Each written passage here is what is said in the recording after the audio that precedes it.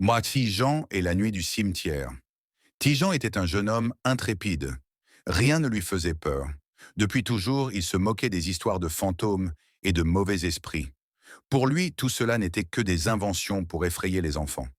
Un soir, son ami Miguel, originaire d'Haïti, lui parla avec un regard inquiet. Chez nous, on dit Yopa, mange, anien, kifret.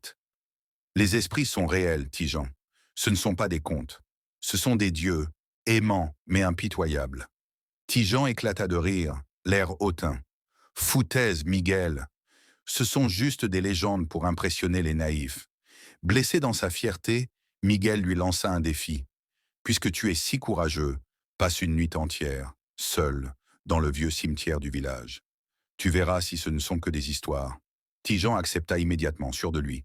La nuit suivante, il entra dans le cimetière, armé d'une simple lampe et d'un sourire moqueur.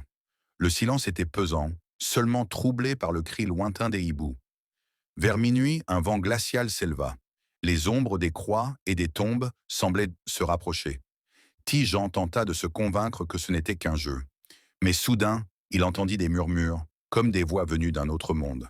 Ses mains tremblaient, son cœur battait à toute vitesse.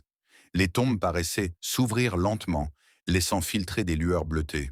Une silhouette apparut, vêtue de noir, un chapeau haut sur la tête, une canne à la main. Ses yeux brillaient d'un éclat inhumain. C'était un Bokor, un maître des esprits. Le Bokor s'approcha de Tijan, qui n'arrivait plus à bouger. Il posa sa main froide sur son front et murmura « Tu ne croyais pas en nous.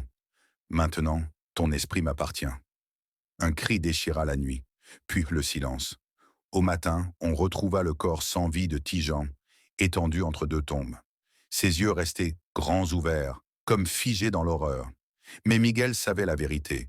Le Bokor avait retiré l'âme de Tijan, et désormais, il errait pour toujours, prisonnier d'un monde qu'il avait osé défier.